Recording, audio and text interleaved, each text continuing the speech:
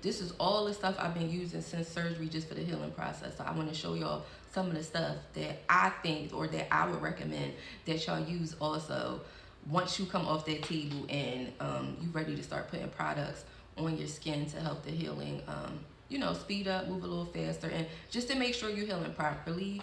This is the stuff I've been using every day since I got off that table. Well, not since I got off the table. Once I was able to start touching my incision myself and cleaning myself off good and all that good stuff. So I'm gonna show y'all everything I've been using since I got out of surgery. And mind you, like I said, I am 6 weeks out post-op from my tummy tuck now. She called me, told me book a flight, oh. She so bad I won't think twice. She so bad,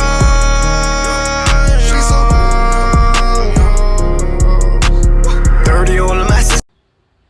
So yeah, the first thing I started using to clean myself after my surgery was my I went on Amazon and ordered this wound wash. Y'all, I'm gonna make sure I link everything below too that I'm showing y'all. This was good because, like I said, when I first got my surgery done, I was like, I'm not touching this. I didn't want to touch my skin. I wasn't touching no incision. I was scared. I didn't want to get in the shower right away because I was just such a punk with, like, I don't know, I was just real scary about the incision area because, like I said, I was cut hip to hip. So in order to keep my belly button clean and just to keep my incision clean, I would spray this on it. Like, it's called wound wash. It's just a it's a sterile saline wash, and it just gently remove and clean off the skin area. So I would literally, it come out like a spray. It's actually empty now, so I don't know if I can really show y'all, but yeah, it's like a spray can, and I would literally just spray this on my belly button and spray it across the incision area, and it would keep it you know, and then pat it dry, and this would clean my wound off like real good. I really do recommend this. Like, I feel like this product was actually good, and it didn't cost a bunch of money. I think it was only like $10 or something on Amazon, so I'm gonna link it below to in case anybody is interested in trying this out. This was really good before I was willing to fully like get in the shower too much and stuff right away. I would just spray this on the incision in my belly button, and it kept me clean and good. So I recommend that wound wash to you guys. The other thing I did start using once I was able to start keeping it clean, once I did finally start getting in the shower and stuff, is I start using this silicone gel too that I found on Amazon also. This was a little expensive. This one was like almost $30 or $25 or something, and it's a small bottle. But I would once I did start getting in the shower and stuff again, once I cleaned myself up, I would still get out the shower and put the wound wash still in my belly button in case I didn't really clean in there good. And then I would go in with the this scar gel too that I got off Amazon. It's called, I don't know the name of this, but like I said, I'm gonna link everything below for y'all, so you'll be able to check it out for yourself and see if you're interested. But this silicone gel was pretty good. I do recommend it because it did help me heal up good. Also, I forgot to say, when I first did get off the table, as soon as I left surgery, I probably should have waited, I'm not gonna lie, but I started taking these post-op recovery vitamins right away. I did a tummy tuck supply list a while ago that's in one of my old videos y'all could check out too, that I was talking about this vitamin. I was gonna come back and review it once I was taking it for a while after my surgery, and I feel like it's a good product. The only thing I wanna say about this is be careful, because being as though I started it right after my surgery, I was bleeding out a lot. Like, I was already like bleeding, but for some reason I feel like, because it's like, you know how they tell you don't take certain herbs right after surgery or right before surgery because it can make you bleed out more. I feel like it made me bleed a lot, I'm not gonna lie. So I had stopped for like a week or two, and then like once I healed up a little more around like week 3, I started taking these again, and they call Botanica Opti Recovery Post, and it's vitamin specifically made for like post-surgery issues like BBL, tummy tucks, any type of surgery you get. It got a lot of stuff in here. It got every vitamin in here, and the herb it had in here was echinacea. So I feel like the echinacea in it is probably initially what had me bleeding a little bit more, but it's really good. I still use these to this day, and I feel like it definitely helped with my healing process and helped me heal up faster and better too. So I used that. Also, I took it upon myself to go get me some antibiotic ointment because in the front of my scar, I started to feel like it wasn't closing. Like a little part of my incision in the front of my belly, it was like open still a little bit. And I was worried if it was infected or something, but I kept trying to call Miami Life to get them to look at pictures of it, and I'm not gonna lie, they did not return my phone call, so I had to do my own research and find other things that can help me. So I ended up seeing somebody else say they had started using an antibiotic ointment that helped any parts of the incision that was taking a little longer than it should have to start closing up. So I went on Amazon and found me, it's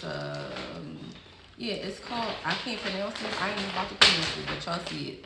This is what it's called, and it's a zinc ointment. It's an antibiotic ointment that's good for minor cuts, scrapes, all that. So I just start putting it on the front of my incision where I was having a hard time healing up at, where my incision was taking a long time to close, And now it did. It finally closed all the way, just that last little area in the front. So this was actually ended up being really good. And I actually think that surgeons should tell you to take that anyway. Like once you come off the table and once you take that tape off that they initially put on your skin, I feel like you should put an antibiotic ointment across your scar anyway before you even start using the silicone gels and all of that good stuff. You should put this on your skin. I recommend putting it on, like I said, right away, just to make sure you don't get no infection or nothing in your incision and that everything is healing up and closing properly without no issues, because you know we wearing these Fajas and shirts and all this extra stuff underneath of your clothes a lot. So I felt like, yeah, you should put that on your skin anyway, just to make sure you don't get no type of infection or nothing. So that was really good. That actually did help me out a lot. Other than that, so outside of using the silicone scar gel, I did start using this Fadeaway tape. Well, I actually have two different tapes that I end up starting using. I used the Fadeaway tape first because I did some research on this too, and I think it was really good. I'm not gonna lie, this one is a little expensive. I think on a TikTok shop where I got it from, it's like 60 bucks or so. They also have it on Amazon too, so I'm gonna make sure I link it below.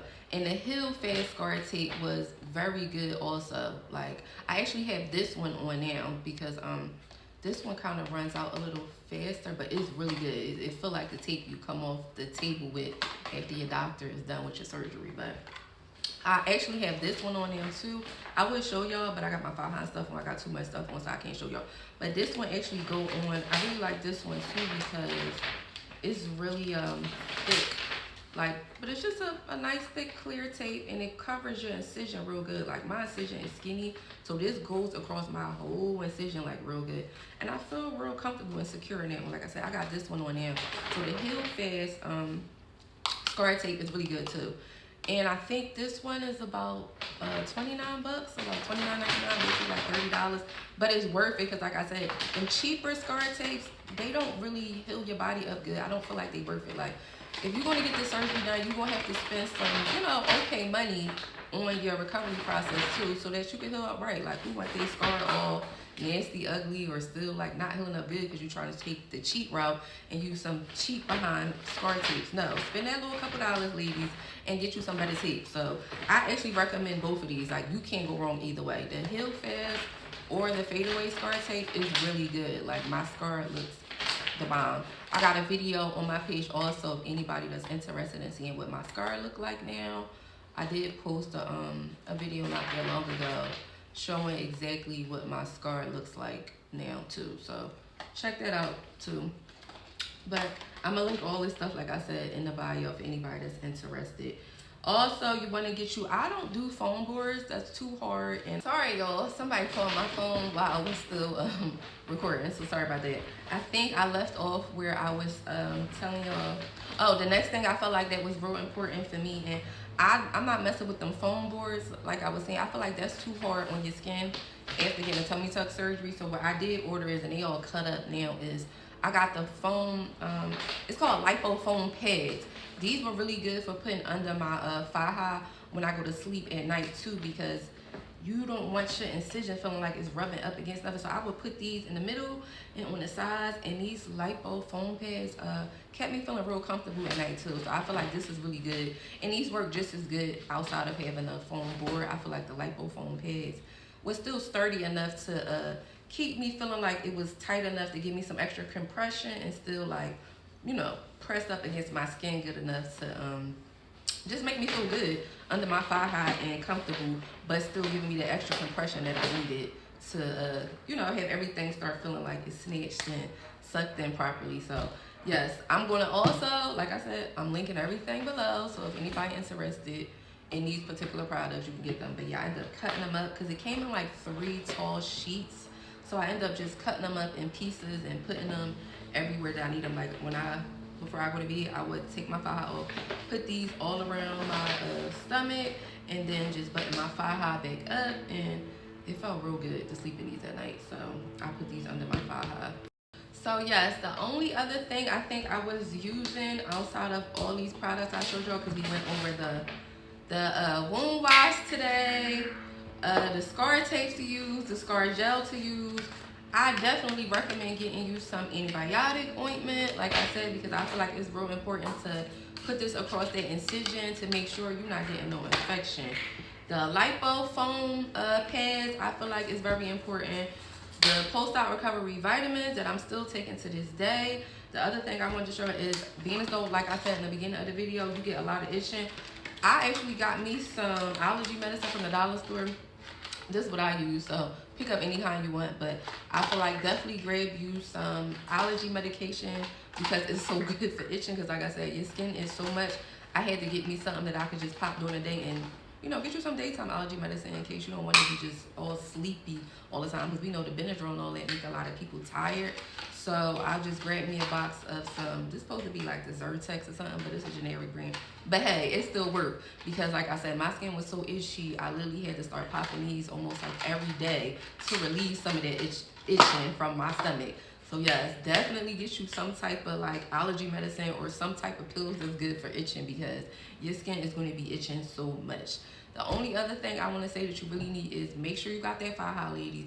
Like me, I have a Faja from my BBL surgery. This is where you save your little coins. For anybody that had surgery before, what I did was I took my Faja to the cleaners and just let her, she just customized it for me to where like she would just take extra inches off. Every time my waist gets smaller, as you can see, I would just go back to her and just let her keep taking it in. Like, if I start shrinking down somewhere from here, I'll go back again. She'll take another inch off, because I'm not about to keep spending no money on no new Fajas, and I really like this one I got on. So yes, I just take it to the lady that it's a cleaner around the corner from my house, and I guess you could consider her a seamstress and everything too. So yes, every time I shrink down a little bit more in my waist, I just go to her and just get her to keep taking more inches and inches off this same Faja, because yes, we're saving coins around here, honey, after all that money that just was spent on this surgery. So I recommend that too. If you found you a good Faja that you already like and you really love the way it fits you, just take it to a seamstress or go to a cleaners if they do that, and just ask them if they could take off an inch or so for you every time your waist starts shrinking more and more. Just have them take off another inch instead of keep buying a new Faja every time you get smaller and smaller and smaller. Because a lot of times you might go to a small to where, yeah, it fits your waist good, but now it's squishing in your butt because it's so small. So this actually fits my measurements perfect, because I get to keep making my waist smaller, but I'm keeping my hip area the same, butt area the same inches and all that, without taking in or, you know, doing too much to where it's smushing me in everywhere in my hips, my butt. It's just, she actually just takes it in here, so it just keeps making my waist smaller, but everything else is able to stay the same. So I definitely recommend doing that too. If you got a Faja that you already like and you use that and they work good for you, just take it somewhere and keep getting it took in to keep fitting your waist size as you shrinking down more and more and more. And the only other thing I do outside of that is I keep a tank top under my Faja. So definitely order you some tank tops or something too, because you don't want the Faja or like the metal parts from the bone area, whatever they call this, from your Faja running directly on your skin. So get you some tank tops that you can put under your Faja, and it keeps that you know, basically your Faja from rubbing directly on your incision area and skin. I just know it's more comfortable for you. And you know, once you're a couple months out, you can just put your Faja on regular. But in the initial beginning, right after surgery, 100% keep you a tank top or something under your Faja. Like before you put your Faja on, you're gonna put your tank top on. You might put your, if you're interested in the foams, you're gonna put your tank top on. You're gonna put them foams in there, and then you're gonna pull your Faja up and button you all the way up, you know, to as high as you can, and then put your regular clothes on over top. Yes, it seems like it's a lot, but you need to do all of that if you really want to train and shape your waist as good as possible and have enough compression going on in there to, you know, have everything as tight as you want. So yes, that's everything you need, ladies. If anybody has any other questions or concerns, please don't hesitate to comment below, or you can check me out on Instagram at Pretty Philly Girl. My TikTok is the same thing, Pretty Philly Girl, but just a number 1 at the end for my TikTok. For the 100th time, like I said, I'm going to link everything below, but it's not a lot. I feel like it's a lot of stuff that people tell you to buy and get and do that you don't end up needing. Like I said, keep them lipo foams, them vitamins, your scar gel and tape, good ones, not no cheap scar gel and tape, ladies, because you want that incision to look good at the end of the day and to heal right. And like I said, maybe some allergy medication for the itching that your skin going to get a lot. And you got that good Faja, you good to go. That's all you need. So yes, let me know if you have any other questions or concerns. And thanks for watching. Until next time, ladies. She so bad I won't think